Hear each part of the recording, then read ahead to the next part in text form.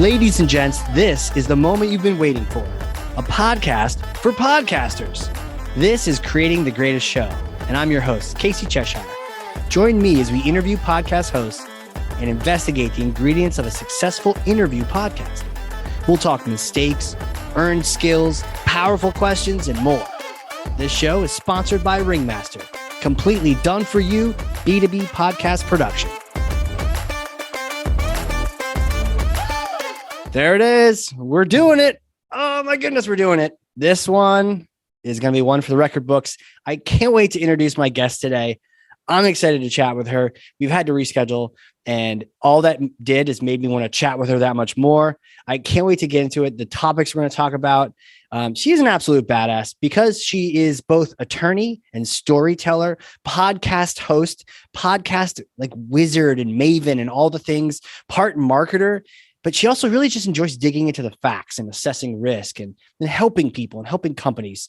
In a past life, has been a white collar crime investigator, an associate at a giant law firm, but really the host of No Straight Path, a HubSpot Podcast Network show. Ashley Menzies Babatunde, welcome to the show. Thank you so much, Casey, for having me. I'm so excited to be here. Yes, been waiting to chat with you as well. So I'm excited too. You just do all the things. I don't know how you find time to do any of the things because you've got law, you've got podcast, HubSpot's backing you on that. You've got all these things going on. How do you do it? That's a great question. You know what? I was not doing it well for quite some time because that's the real answer, right? To be honest, there was a period of imbalance. And so I was working on the podcast. I was practicing law at a big law firm, doing my white collar investigations work. I was planning my wedding. My husband and I had our pandemic wedding. We had a wedding before, but we finally had our wedding this year. Wow. And so there was a lot going on for the first half of 2022.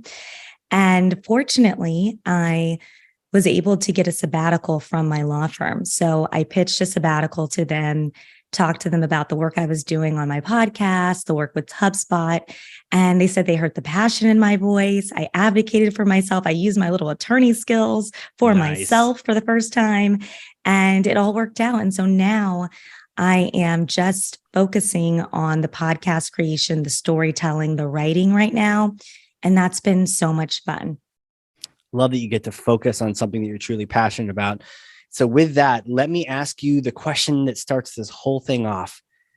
Ashley, could you pull back the curtain for us on your show and share your most important strategy for a great interview podcast? Absolutely. So for my show specifically, it is finding guests with inspiring stories that fits the theme of my podcast. And my podcast looks at the human stories behind success. So we're looking at the stories that can feel lonely. That's pivots, that's setbacks, that's pain points, challenges, the doubts, the thought process behind it, finding purpose. We're all going through it, but people don't often talk about it. And usually there's non-traditional paths I'm looking at, people who have inspiring stories, and people who are also very reflective about their journeys, who can share great advice. I like to say that it's twofold. It's the heart work and the mind work. And so the heart work is basically, I want people to feel inspired and like, I want their hearts to actually warm.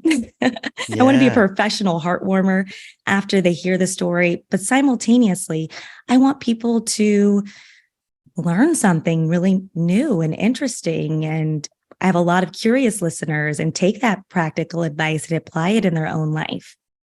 Please, please, please, when you make your next business card, please put professional heart warmer on there. That would be so cool. And also mind something. Right. Amazing. Can you, let's kind of like dive into each one of those things, the heart work and then the mind work. On the heart work side, how do you find, does everyone have a story like this? Are they unicorns? How do you know that your guest is someone that can provide that kind of reflective, examining story that just warms the heart? Yeah. So there are a few ways. The first is starting with guests that you know. I think that's just an easy first step. That's how I started my podcast. I started with friends. So I knew their stories. I understood the way that they would reflect upon their lives, how they articulate their stories. And so I had a good sense of how they would show up in a podcast interview.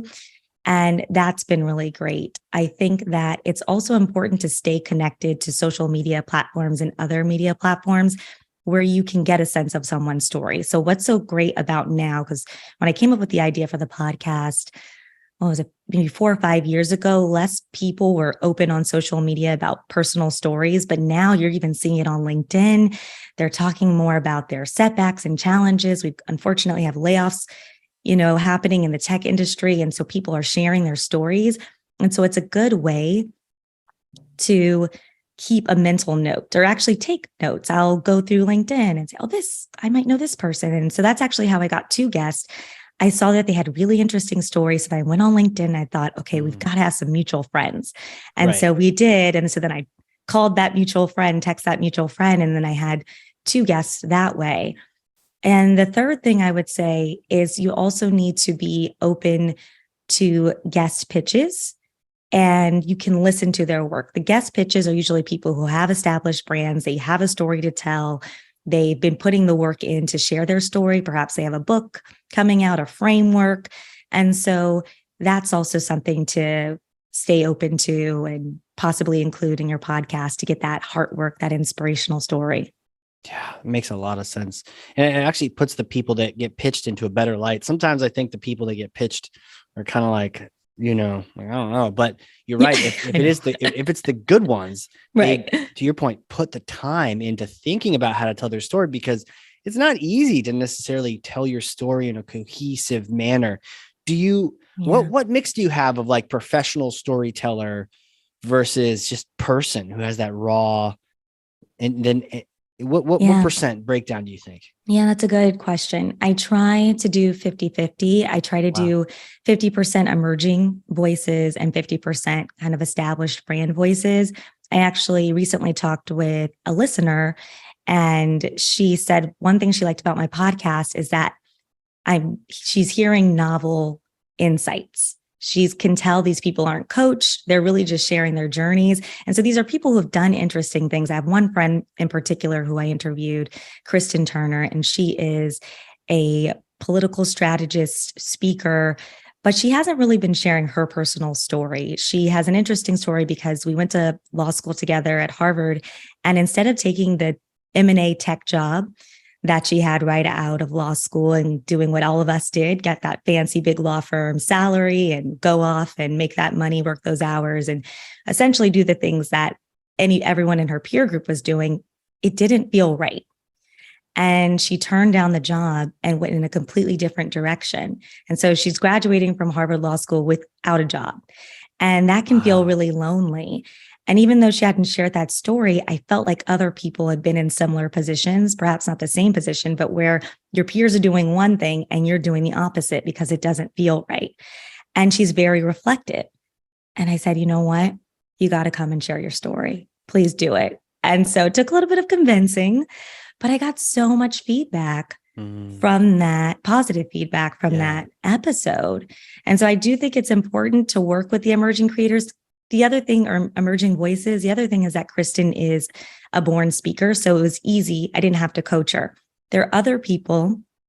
I have guests coming up and they've never done a podcast. And we did a really nice prep call and it was great.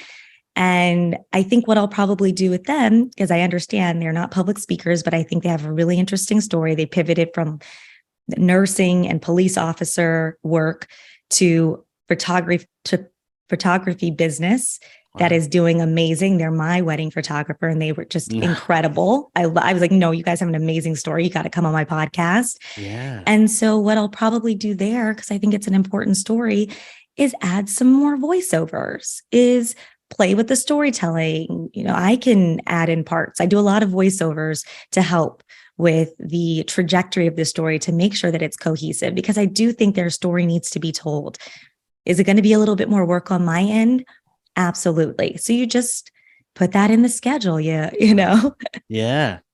Block off a little more time for it. Yeah. Oh, that's really interesting.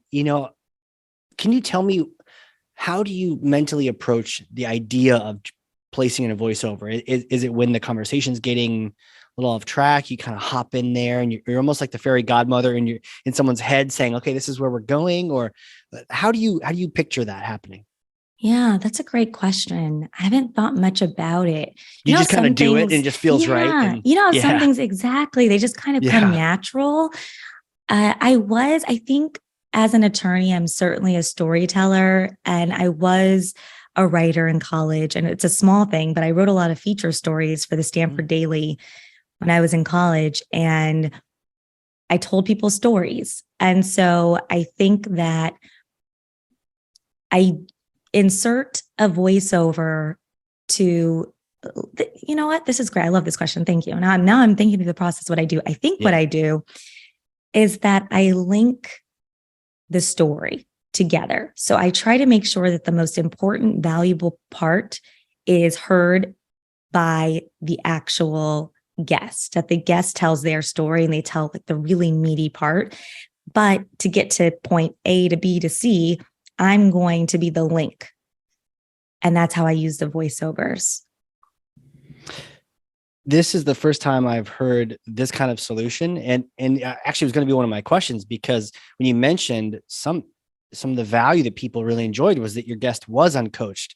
But man, is that dangerous, because I've had guests, if they're uncoached or just maybe not good storytellers, and I didn't know to tell them this in the prep call. Yeah. You know, when I asked them to tell me a story, people aren't really like TED Talk prepared usually. So it's like, well, let me take you back 19 years ago. And it's like, where is this going? And I remember hearing a friend's podcast and he asked this question and didn't really control anything. So it turned into this like 20-minute diatribe that maybe not very generous to say, but like it turned into this thing. It's like they bury their own lead and they're not really getting to it. So, what's cool about this is you're the link.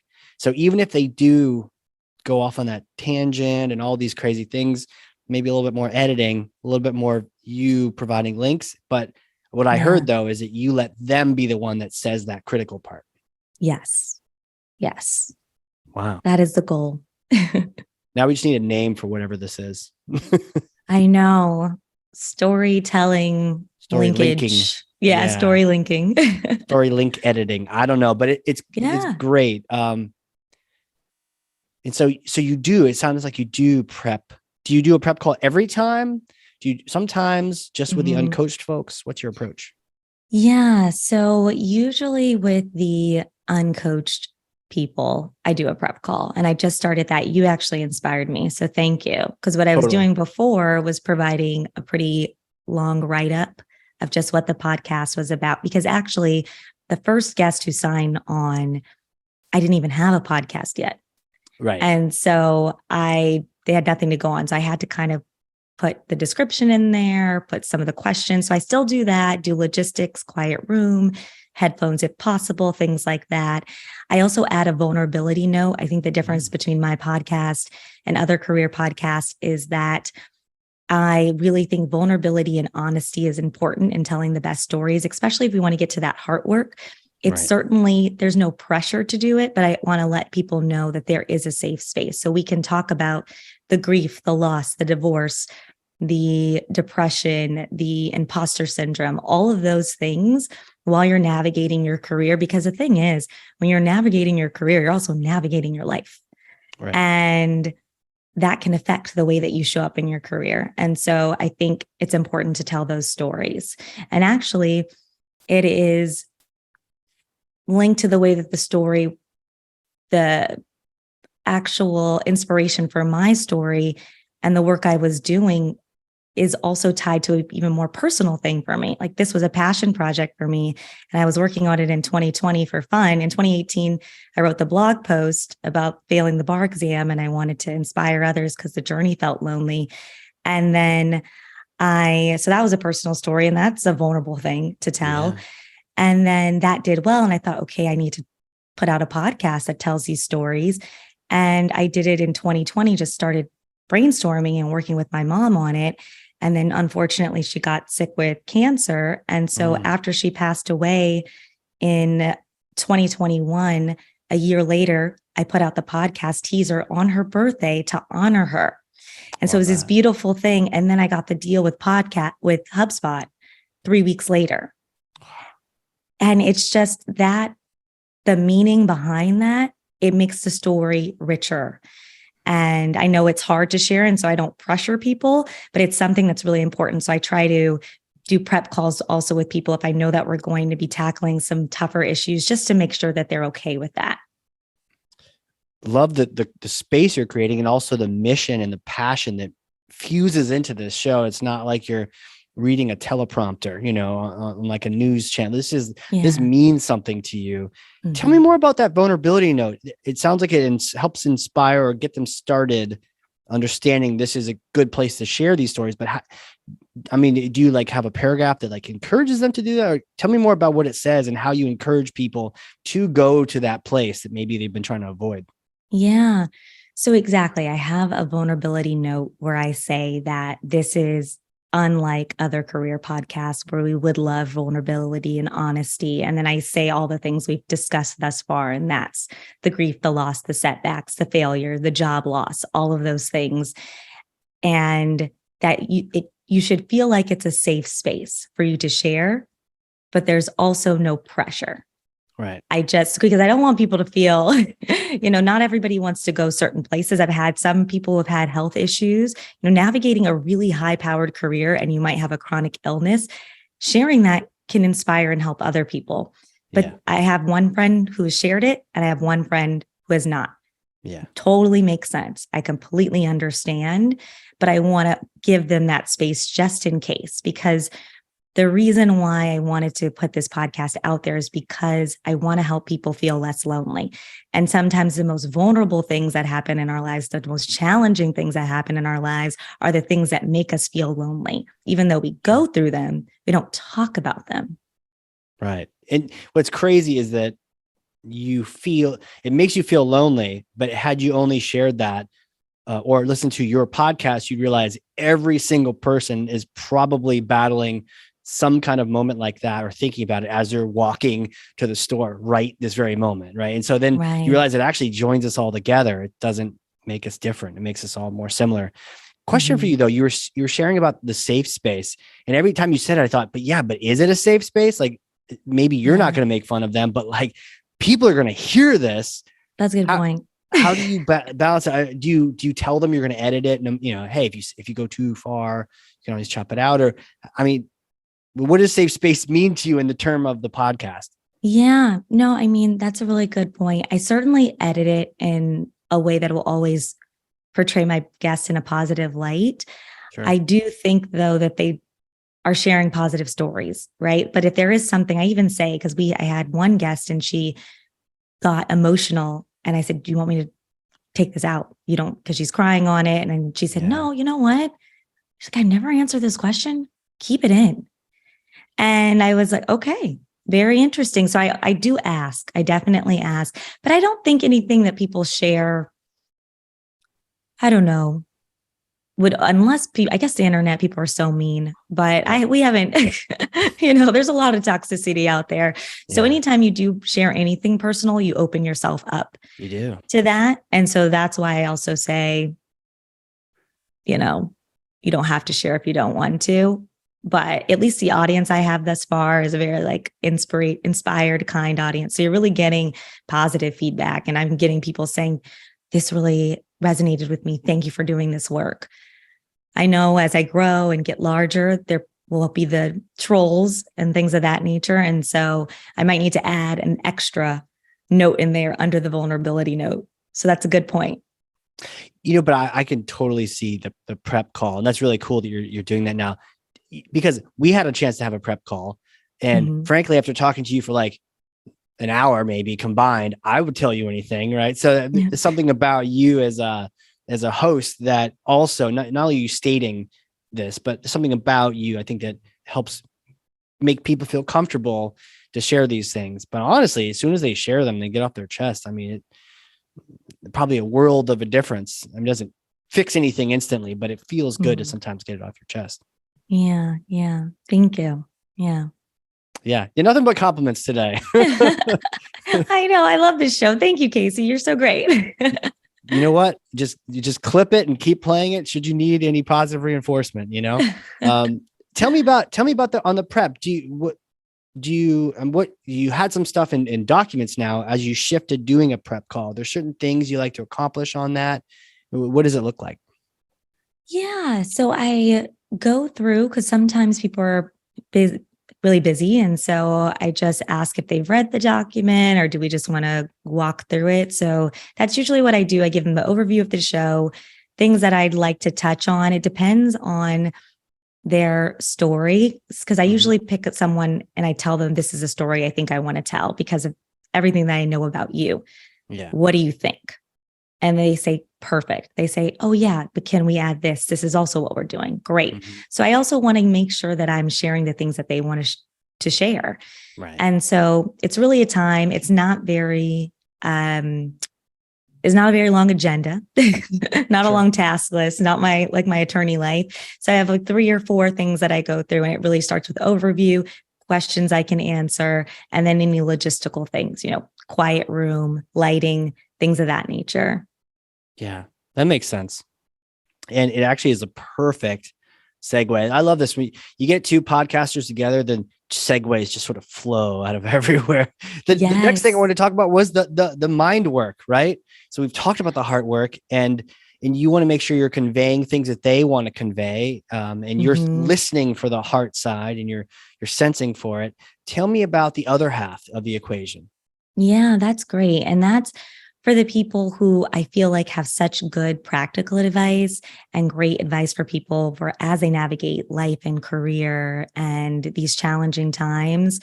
And I think that not everybody wants to open up, do the heart work, or not everyone has had that reflection, but they've done amazing things and they have great business advice.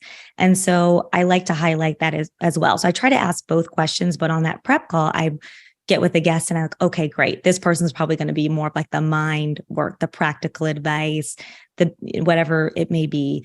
And one example I have is Jason Bay. He's in the HubSpot Podcast Network with me.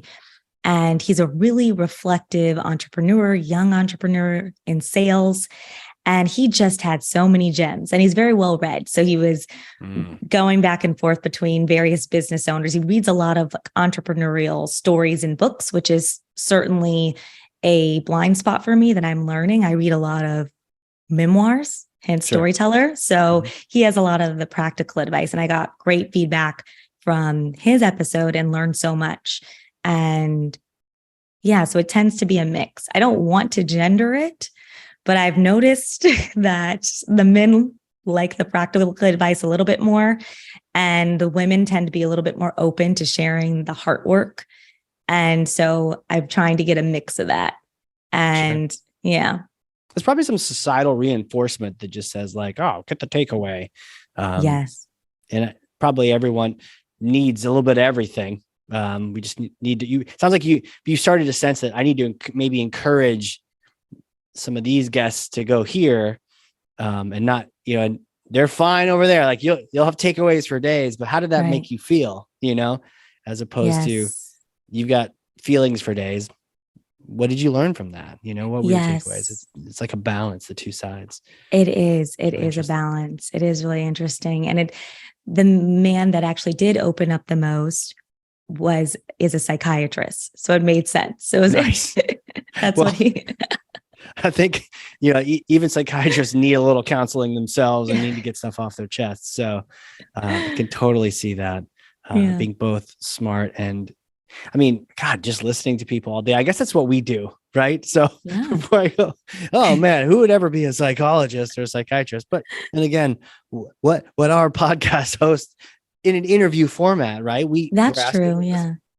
But we're talking to people about, I don't know, their story. Yeah. True. It's a little bit lighter and upbeat. They're taking it a level down, right? Where it's things you're not even going to say on a podcast. Yeah, exactly. Yeah. I remember one time I did have a guest share with me that on the podcast, when it came to his story, he had mentioned, hey, I used to be a chef in Miami and I was addicted to cocaine, and then he almost died because he came into work high, burned himself on the fry later. And then in the hospital, they showed him an x-ray and he thought it was like a tumor, but actually it was his heart was enlarged from the drugs. And that was his like turning point moment where he went home. And the whole time, this is the first, I wasn't ready for this. So as he was telling me this, I just thought, God, are we editing this stuff out? Like he just said he'd been addicted to cocaine on a podcast live in front of people, maybe myself and my mom who listens, maybe no one else listens, but it's out there. Right. Yeah. And so it's like, do you want me to cut that? And he said, no, that's part of my story. And there's a better ending to it. How do you stay, or like, how do you handle those heart moments? When those sort of come out, when people share these things with you? Yeah. I feel like usually we've talked about it. And so I know it's coming. Got it. And so I'm able to handle it. But I actually had a recent one where I don't know if I handled it well. I understood what she had gone through because we had gone through a similar thing. And so that's why I said, I kind of, hesitant. I'm so sorry. Do you want me to cut this? But I just kind of let her go, like let her get the emotion out. And I said, whatever you need from me, we can keep talking about it. We can pivot. We'll edit, we'll cut, whatever you want. And then it led to this beautiful moment where she ended up sharing a poem that she had never shared on a podcast. And so, but yeah, my initial reaction was one of surprise because I didn't expect it. Mm-hmm. And so probably similar to the way that you reacted, like, wait, are we keeping this in? What do we do? So I think the best thing is to just ask the guest. You want the guest to be comfortable. It's great when they're sharing their story and they're sharing vulnerable parts of who they are. That is a huge blessing. And I don't take that lightly that they're coming on my show. It is a responsibility that I have. So I want to make my best effort to make sure that they're comfortable and that we only include what they're comfortable with. Yeah. I wonder if you've done anything wrong, and I'll go first. Yeah. Because I think people can learn. I'm kind of a caveman, so don't do what I don't do. So someone shared a really powerful story the other day on my marketing podcast, which is different. And I knew he had a hard stop at the top of the hour. And so after sharing this really powerful moment, there's some wows and some that was powerful. Maybe even a line talking about how that tied in, right? But then I had to keep it moving. And so I asked the next section of the podcast, which is where could people connect with you?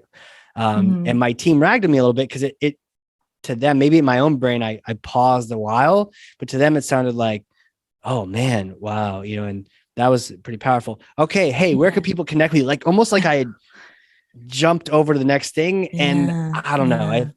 Have you had any moments like that? Or have you had any moments where you didn't quite handle the heart work the way you wanted to? Yeah.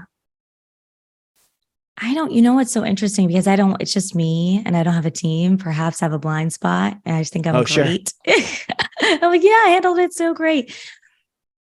I think with time, I will probably make some mistakes with it. I think it's a little bit different because most of my guests have been guests that I know. And so there's already that level of comfort. And so there's not, but I do. Oh, yes. No, I have one. My first episode with my friend, but she was telling a story about how she changed her mindset. She's a CEO of a nonprofit and she was gone a lot, very overachiever, traveling a lot, speaking events.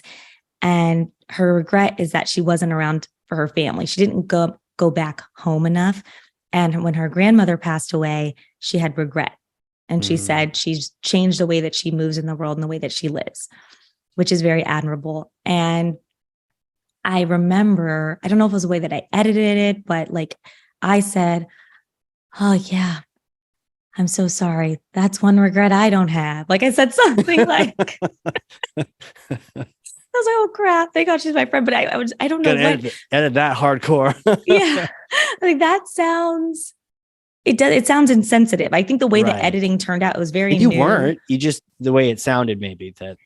Yeah, exactly. It was just something I was very mindful of. I'm also an overachiever. I work a lot. I worked a lot. But the one thing I can say, not the one thing, but one of the things I can say I'm proud of is I've always showed up for my family. When my mom was sick, my grandmother passed away a couple of months ago. I was there. Cousin wants to go to Disneyland. I hate Disneyland. Like, oh, I shouldn't say that, but I don't love Disney Disneyland. World, but you have standards. That's all. Yeah. I like Disneyland, but it's not my favorite. But we're going to show up for her 30th birthday. I feel like I prioritize my family very well. Yeah. And so it kind of came out in juxtaposition to what she was saying and her regrets. And so it sounded insensitive. Sure. Yeah. Did you edit that out? And how much do you edit out? Yeah. I don't think I edited it out because I was new. It was my first episode. I was still figuring out what I was doing. Thankfully, I mean, I don't know, I should probably go back and listen to it, see how bad it sounds. I was going to ask you that too. Do you ever listen to your own episodes? I do. Yes, we have a coach with the HubSpot Podcast Network. And one thing that she does recommend, which is great, is she's great. And she recommends that we listen to our episodes, listen to where we are bored, where we're past, where it just doesn't feel interesting so that it can inform your next episode. So she really thinks you should study how you do your podcast and improve upon it. So I definitely go back and I listen.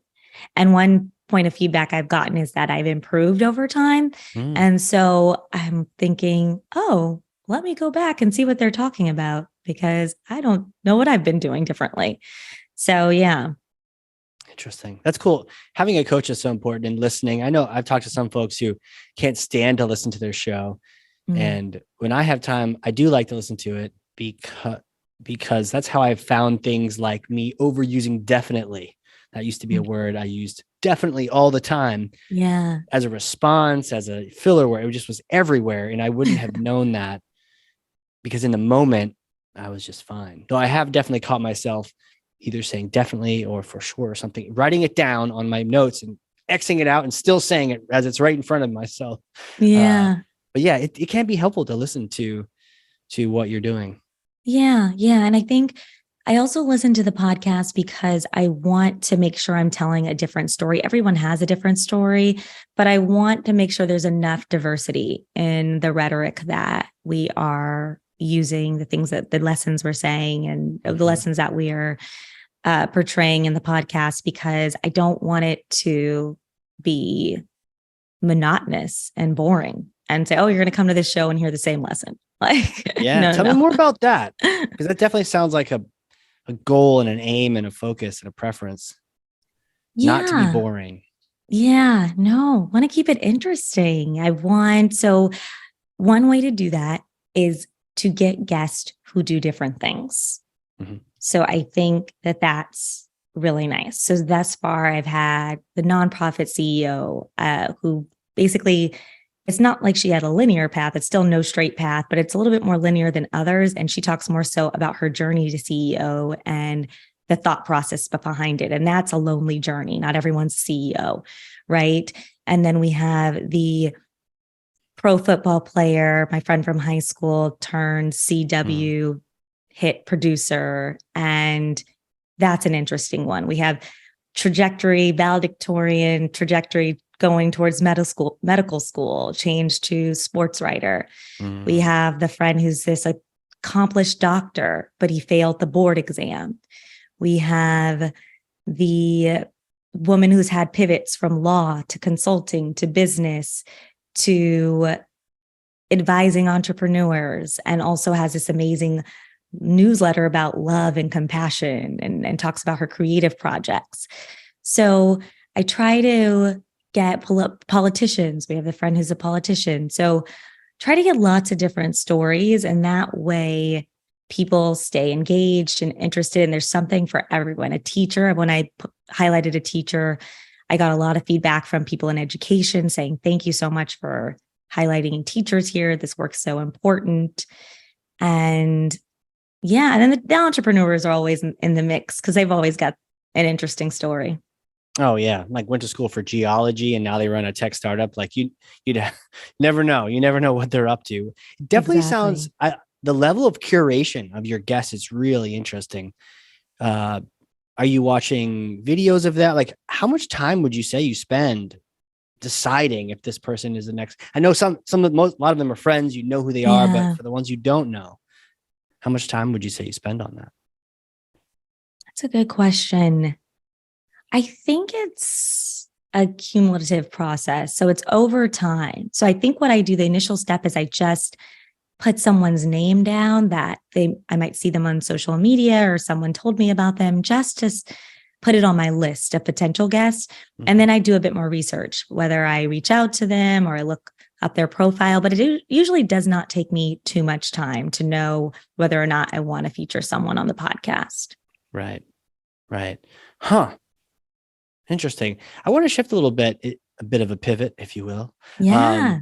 So you're in the middle of your own experience that you examine on your podcast, thinking about careers and experiences and chasing passions and that kind of thing. Yeah. What does podcasting do for you? What does it mean for you? Yeah. I love that question. Oh man, it has helped me rediscover my passion for storytelling. I think that I was doing a lot of storytelling in a limited context with it as an attorney and specifically within a more business setting. And this is allowing me to have a more creative outlet. And I just love it. I think there are parts of podcasting that feels like work, but for the most part, it's something that I've decided that I will do continuously for a very long time. Yeah. I love it. Even if it's not going to get me the lawyer salary right now, if I do this for 10 years, I feel very confident that I can make this a big part of my revenue stream. And I just can see myself doing it for 10 years. I love it. I love what it brings out in me. I think that it helps me hone my interview skills, but also makes me a more reflective person. It makes me a wiser person. I realize I love learning from people. Reading is great, but you know what? As an attorney, I'm tired of reading all the time. Yeah, Having I a bet. conversation, connecting with people, I think it's more aligned with my personality and who I am. And so it's done wonders for me. And I'm just so happy. I wake up every day excited about Yeah. my job and what I'm doing. And that's such a great place to be. And I remember talking to someone recently, as I was talking about, I'm still figuring out, how am I going to fit my legal career into podcasting? How am I going to figure out the shift completely? Mm-hmm. And my friend said to me, you found out what you love doing. So many people don't even know what that is. It's kind of like the zone of genius. I feel like zone of excellence is certainly being an attorney for me, but that zone of genius, that self-actualization, podcasting has done that for me. And it's something that we didn't have. It wasn't a part of my childhood dreams. So I didn't tell you this, but I might have told you that I was this, crazy overachiever. And when I was 10 years old, I wrote that I wanted to go to Harvard, Stanford, and be a lawyer. And I did all of those things. Yeah. And so I thought it was going to be a linear path. And that's where No Straight Path came in, because I had some pivots and things of that nature. But podcasting wasn't on my list because it didn't exist. Sure. And you just never know what, different what technology can do. And just as humans, how we can change and create new industries. So I'm being long-winded, but it's done wonders for me. It's amazing. It is a special thing. It's like a thing. It's a little different than, it's more than meets the eye, right? Especially if you're getting these rich stories, like you're getting fed this amazing fuel, the kind of food that probably not getting, when you're, doing the late hours at a day job. But it's as a weird, you mentioned that the self-realization and learning and introspection and all the things, but when you're getting these heartfelt pivot stories, you can't help but learn what really goes into, No Straight Path. Like you start gaining this knowledge that for sure you're going to be able to then teach back to people who are, going through their own situation like that.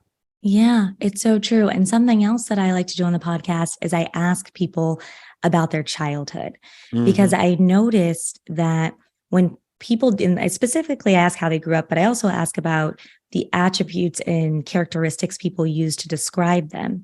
Because I've noticed that when people are tapping into the childhood qualities that they've always had in the work that they're doing today, those are the most fulfilled and successful people. One example, we have a tech entrepreneur, and he was running video game competitions in high school. Out of his house, they had 12 TVs, everybody coming together. And I was like, oh, that makes sense that because we met in law school, but that he was already going to take this non-traditional path because that's the work he was doing. Yeah. And with podcasting, I realized that in my own story, because in college, I wrote for the Stanford Daily and I wrote this feature story, and I had only been on the paper for a quarter, and I won the best feature award. And what I realized is, because I love storytelling. And so the best feature actually was about an undocumented friend of mine. I wanted to bring more awareness to the DREAM Act. And that actually was the inspiration for my decision to go to law school. And because I wanted to advocate for people without a voice. And then going back there, wait, that moment also is tied to the storytelling that I'm doing. That was through the school paper. And so I'm noticing all these connections and dots in my own life that I've been trying to pull out in the stories that I tell from my guests. Jeez. Amazing. I want to dive into that real quick. We should chat again. And, if we just break in the action, we'll just have you come back on here. We'll just dive into more podcasting. But you mentioned the personal question. I don't do that on this show, but on my marketing show, I always like to ask about their childhood, and I'll take them back by saying, tell me about little you, like take me back in time to like little, and then I'll say like, yes, little Ashley. Right. Yes. And what you mentioned about it shifts the brain, and you get out of like, what do I need to pick up at the grocery store today? Or like adulting, it kind of shifts off adulting for a second. And you get to hear the real person. And on like a marketing topical podcast, it's always been a breath of fresh air to hear that side, because sometimes the technical stuff can repeat itself ad nauseum, whereas the stories seem to be very unique. Yes. No, that's so true. We actually use the same language then. I say little Casey. You do? Ashley. Yeah, I do. That's so crazy. Yeah. Wow. Yeah. It seems like it's like almost like a magic key, I think, saying, little Casey, little Ashley, like little person, because you don't get that a lot, right? It's almost like a pattern interrupt where you're like a successful CMO at a big company. You're like, tell me about little Tim, yeah. And I know I look back on little Casey with like empathy and compassion, because I'm like, I know what you went through, and you're a good guy. And I like looking at yourself, also looking at future self, but like looking at younger self, there's really something about it. So I feel like that's a gift you give your guests by asking them that. If they haven't thought of little Jen in a while, taking just a moment on a podcast is almost like you giving them a gift back for being on your show. Yeah, I love that. If you don't mind me asking, how does little Casey show up in the work that you're doing today? Yeah, I did magic shows in my neighborhood. Wow. I did magic, and I remember kids coming to the house. There's also a little entrepreneur in there. They'd say, can you give us a magic show? And I'd say, go back home. Each of you grab $1 and I'll do a magic show for all of you at the same time. Or I did kids' birthday parties as a clown, like Stan's makeup, but I would just walk around and be silly with kids as a kid and do magic. And I always liked sort of the magic aha moment as much as entertaining and teaching and connecting with people. So you're right. Like I've pivoted from, the sort of the marketing executive type person to just a podcast nerd, and have been loving it. And you're so interesting. You had said the people that are in that same zone that they were as a kid do better. Really cool. Yeah. Like you could write a whole book on that. You should. I think. Yeah. Thank you. Thanks for the idea. I'm thinking about different book ideas right now. So yeah, you just come out of this podcast with like 30 to-dos. You're like, I can't talk to Casey again for the next like 3 quarters now. Well, wanted to flip the script just a little bit from here. We talked about what's amazing and we can gush about podcasting forever. What is that hard work you mentioned? Sometimes it is work. What is the biggest challenge you have with podcasting? Yeah, for me, it is the editing. It can take quite some time. I outsource a lot of the editing, but I do the editing notes. And like we talked about regarding just the emerging voices and people not knowing how to tell their story, even if they have an interesting story, that can take a lot of time. But I'm so committed to the product that I take the time no matter what. And so I am fortunately in the legal tech kind of entrepreneurial groups, and a lot of people have podcasts to promote their businesses. And so in that group, they've got all the, different AI technology things that you could use to kind of cut down the time. So I'm going to look into it. But right now, just the way my process is, it takes me a while when I'm trying to tell a specific story, get the voiceover out. So that would be the hardest thing. The other thing that's been challenging for me is marketing. I have a lot of marketing support, so that's been really great, but it is a pivot for me as far as, I'm an attorney. So I came in without really the idea of marketing, the idea of being a creator. I didn't really know what a creator was until I was invited to the accelerator. So I really had to learn quickly. Yeah. And so it's been a steep learning curve. I think I understand it now, which is great. The process of marketing is not my favorite, I will say. Gotcha. Yeah. Interesting. It's fascinating. I think the challenges are just as interesting as what is working, right? What is working, what's not working. If we chat again, say 50 episodes from now, which is sort of a normal calendar year of podcasting, what do you want your show to look like? Can really be anything 50 episodes from now. We chat again, hopefully not waiting 50 episodes to check in, but let's say we chat again after 50. What does it look like? Yeah, that's a good question. I would say it's always evolving. I want to tell the best story. So I think in 50 episodes from now, I would love every episode to be amazing, to be great, for it to resonate with so many people. I'm just I don't have big dreams for everything that I do. I can't help it. And so I wanted to be one of the best podcasts out there for storytelling. I specifically want to be known as a storyteller, and I want people to leave, like we said, with the heart and the mind work. And because we're centering humanity, I feel like most people can get something from it. So I would love the audience to be broad. Yeah. A bit of a takeaway for me is that, we talk a lot about interview podcasts and having conversations. I mean, more conversational podcasts.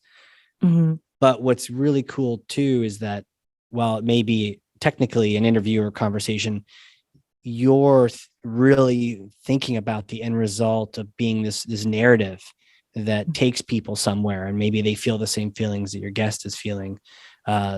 So it's almost like a means to the end. The conversation is just the first step in that you want to be able to present this thing that people can listen to and go there. Yeah, exactly. While I intersperse my reflection. So I do some solo episodes as well. I want to continue to share my story and help people along the way. And it helps me. It's a reflective, fun process. That's cool. Yeah. I haven't gotten into the solos, but I'm going to. It's a goal for the new year. We'll have to swap some notes on that. Yeah. Where can people get in touch with you? And thankfully, I didn't bring that up after a super sensitive story. But where can they reach out? Where can they find the podcast? All the things. Yeah, absolutely. So you can reach out on LinkedIn, Ashley Menzies Babatunde, and I'm on Instagram, No Straight Path, the podcast, and then also on Instagram is Miss Menzies, MS_Menzies on Instagram, my personal. And the podcast is on most platforms. So that's Apple, Spotify, wherever you listen to podcasts, HubSpot Podcast Network. I'm on the website there. So all of my stuff is there as well. And my personal website, AshleyMenzies.com has my blogs too. I haven't talked about that, but I write for fun and it has my podcast as well. So yeah. Love it. We'll put all of that in the show notes so people can just get clicking right on into that. Definitely check out the podcast, everyone. Definitely follow. This is going to be a podcast to watch. This is going to be one to see. I can't wait to see where you go with it. I mean, I'm really excited for you. I feel like you're at just the start, and it's almost like fortunate for me that I've been able to talk to you now before things just blow up even more. And then don't forget us little people. No, of course not. I'm so happy to be here. Thank you for allowing me to share my podcast story, because I never get to really do this. So it's just been a fun angle to just like nerd out on podcasting. I appreciate it. And it's been so much fun. And we should definitely stay in touch. I totally agree.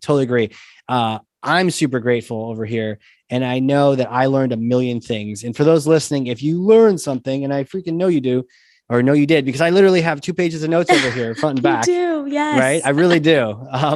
Then share this episode with someone. 1 person, 9 people, 3,000 people, whatever. But that's thought leadership. It's just getting good information to other people's hands. Maybe there's a podcaster that could really benefit from this, or just thinking about how we could be doing the heart work and the mind work and the different balances that we may have on our podcasts. Absolutely amazing. Ashley, thank you again so much. Thank you. All right, everyone. This has been an episode of Creating the Greatest Show. We will see you all next time. And next time doesn't have to be next week. Life's too short, and we have way too much to talk about. Find show notes full of takeaways, lessons, and links at creatingthegreatestshow.com. For more information on launching your own podcast or working with us to produce your existing show, come on down to the big tent at ringmaster.com. Until then, friends, whatever you do, do it with all your might.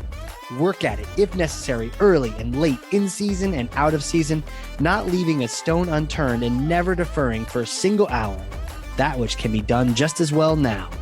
P.T. Barnum.